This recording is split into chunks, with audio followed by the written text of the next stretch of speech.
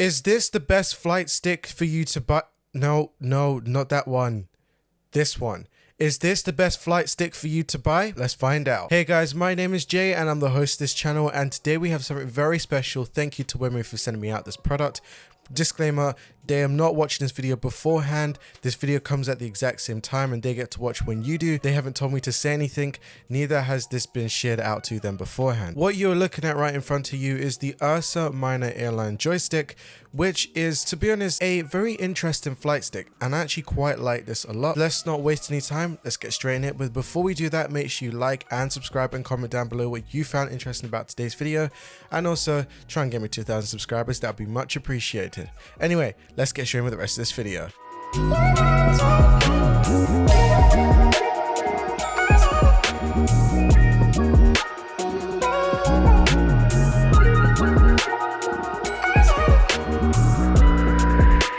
Okay, inside of the box, as you could see, we have the flight stick itself, which is the main thing that sticks out. We also have a USB Type-C cable with some warranties and bits and bobs. And then we have a cover that I'm going to explain in the feature section. But I'm just going to let you sit back and relax and let you just watch the rest of this ASMR 1-minute video.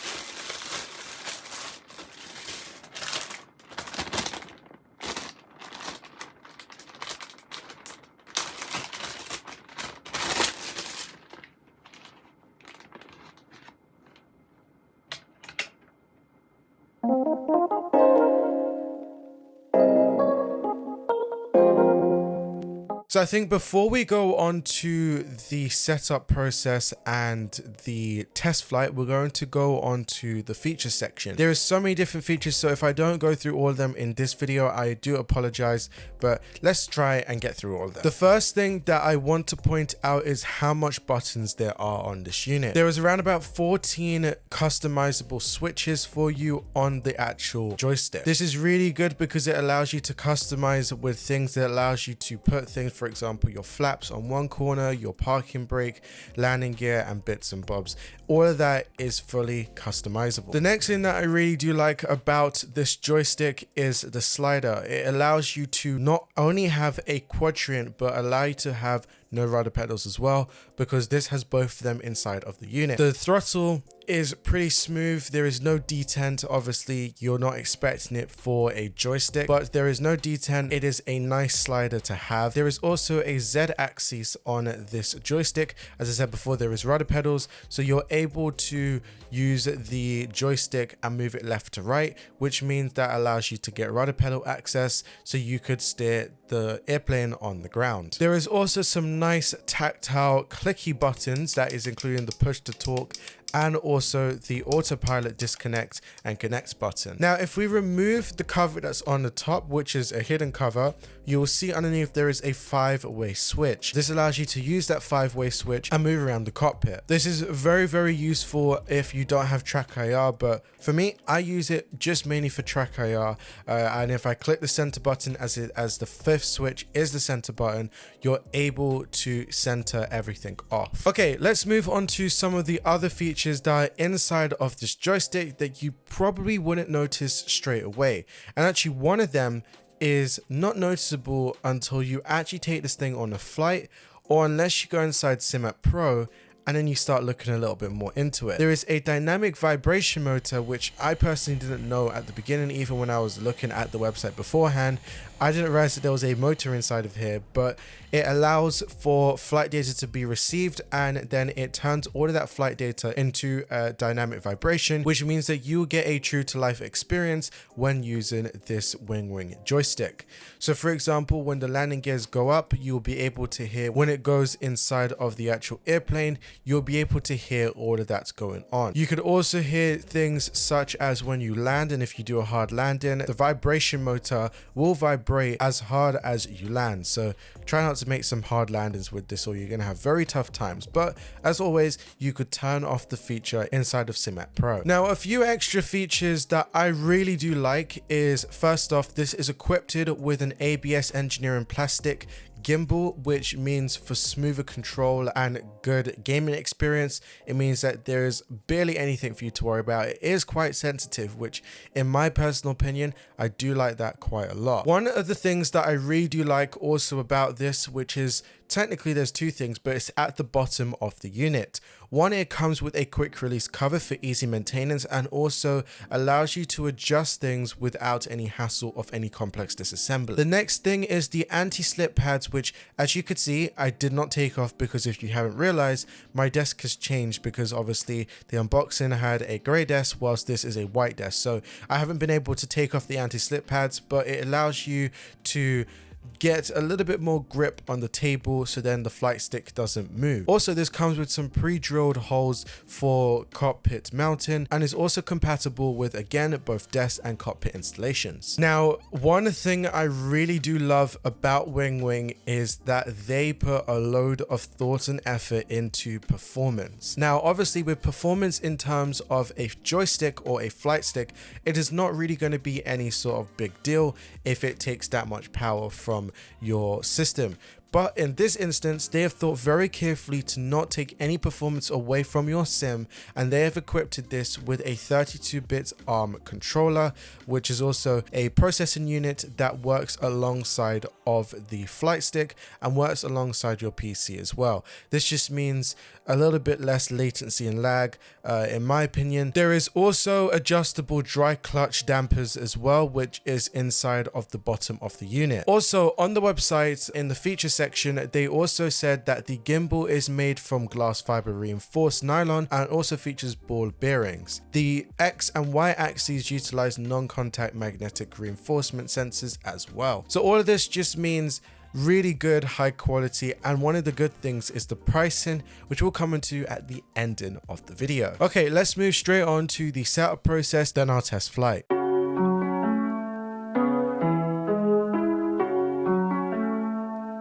Okay, for our test flight, we're just going to be going around Lisbon Airport. We're currently inside of the Phoenix A320. I believe this is the CFM model, and it's sharkless as well. We're inside of Microsoft Flight Simulator 2024 today, but as you already know, the Wing joystick does work in Microsoft Flight Simulator 2020 and also a various amount of other games. So we're going to wait for our IRs to be aligned. That should take around about 4 minutes. As you can see, it says 4 minutes. And then after that, we're going to push back. And the reason why we started from the gate, which we're at gate 124 right now, the reason why we started from the gate is because it allows me to use the rudder pedals and give you how it would work. Today we're only going to be doing a taking off. Okay, so our IRs are now aligned. I don't know why I keep on calling them IRs, but we are now aligned and ready to use GSX to push us back. So let's open up the GSX tool. And we're going to head over to prepare for pushback and departure. At the same time, we are going to just let that do whatever it needs to do. I'm going to press the beacons on button. We should be over to APU bleed because external power has now been disconnected. And now we just wait. All right, let's release the parking brakes. All right, let's start the Kronos. Not that one, this one. There we go. And let's switch on engine number 2. And this is something with the Phoenix aircraft that when you have these throttles, you're going to have to be very careful about just where the throttle placement, where the quadrant placement is, especially when you're trying to start these engines. They've got to be at a specific spot or they won't start up at all.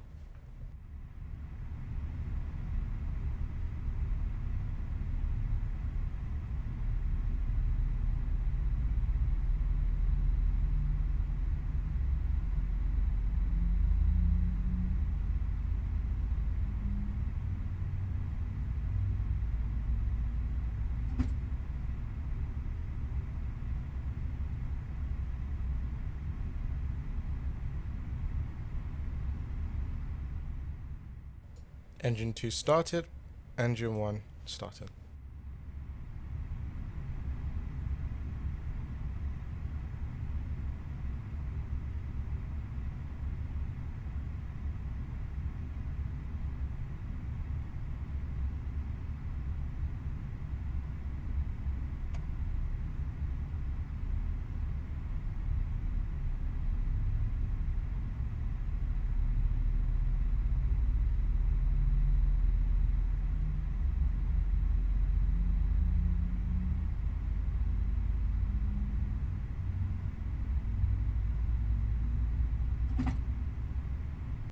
Okay, let's just wait for my guy to give us a little wave.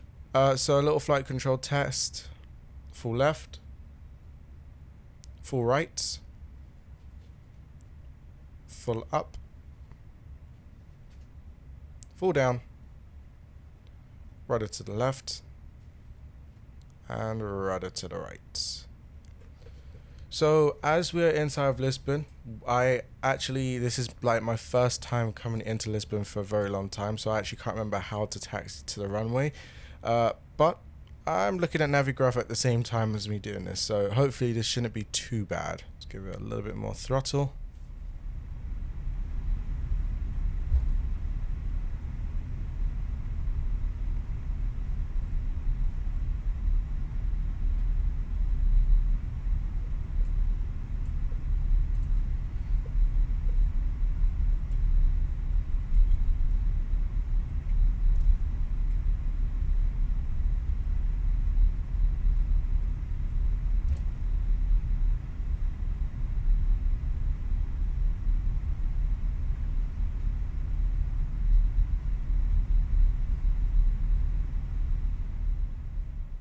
Alright, so now we're going to use the wing rudder pedals.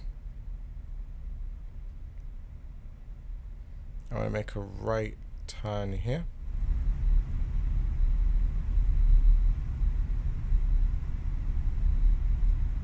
You gotta be careful with the way that these do work though, because they can be a little bit sensitive. So we're almost down at the runway, just making a little bit, we have a little way to go. We're literally not that far from it.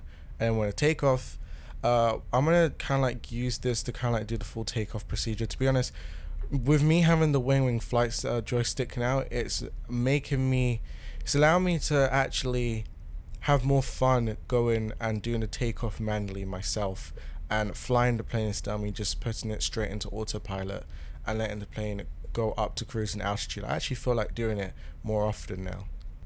Right, so we're going to head straight onto the runway because ATC has technically already told us that we could take off. So we're just going to head straight onto the runway and line up. And we're going to stop right there. Okay, it's simple as how you would usually fly, especially if you are used to having these sort of joysticks. All I'm going to do is I'm going to press this pedal disconnect button. For me in particular, it just means that these just work a little bit more smoother, and then I don't have any problems of it making sharp left and right turns with the rudder pedals on the joystick. Alright, let's do this takeoff. Let's get straight in with it. 50% and take off parking brake. And let's bring it up.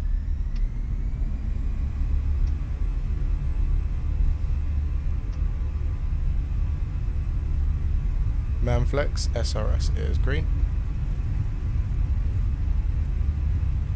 80 knots.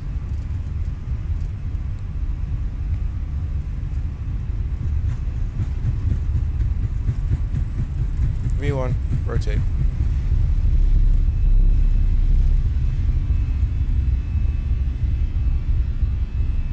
Nice one.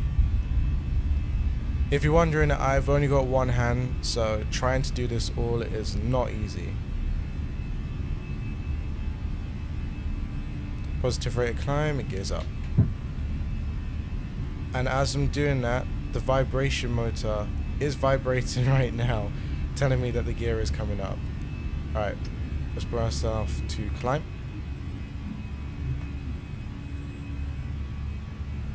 And let's also standardize our air pressure as well. So many different things are going off right now. Okay, I'm just going to let go of the joystick very, very quick. It's going at its normal pace, it's not a big deal. I want to make a right-hand turn heading on to 150. So then I can show you, literally, you don't need that much input onto the joystick and it just flies really, really good. Also, let's bring up our flaps now as well. Let's make a little left-hand heading turn. And I'm barely twisting it. As you can see, I'm only just doing slight adjustments. You don't need to do nothing too crazy. Just slight adjustments and you're really, really good.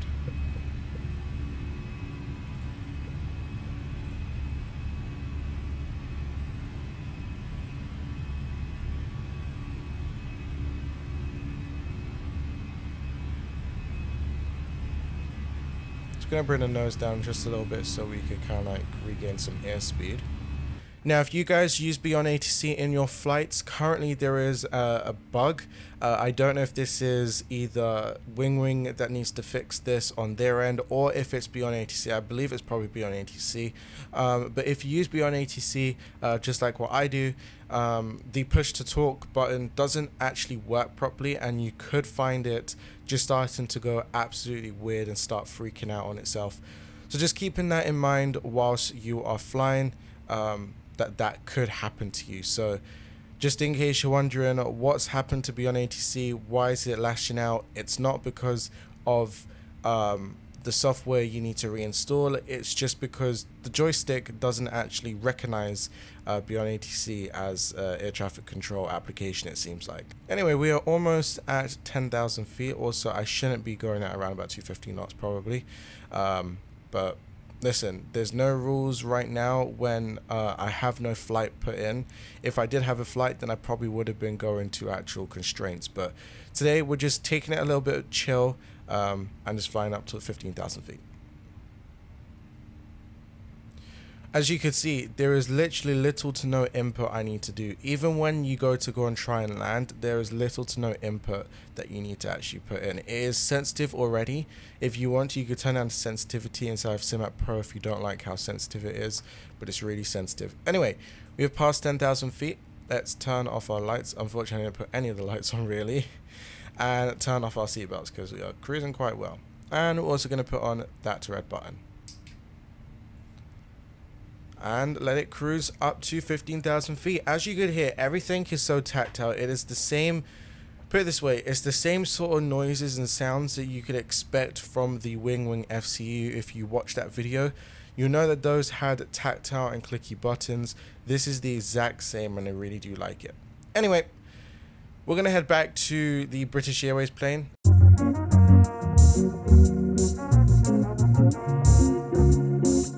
Now, just before we finish off the video, I'm going to give a very quick pros and cons just about the unit. First thing that I want to say is that the unit has a load of buttons, and that is one of the pros that I have, especially being able to customize it in Microsoft Flight Simulator, being able to select what buttons I want where, and it just means that it's just less buttons that I have to do on the mouse, especially a person that only has one hand right now. The next thing is the throttle. The throttle for me is something that is very important.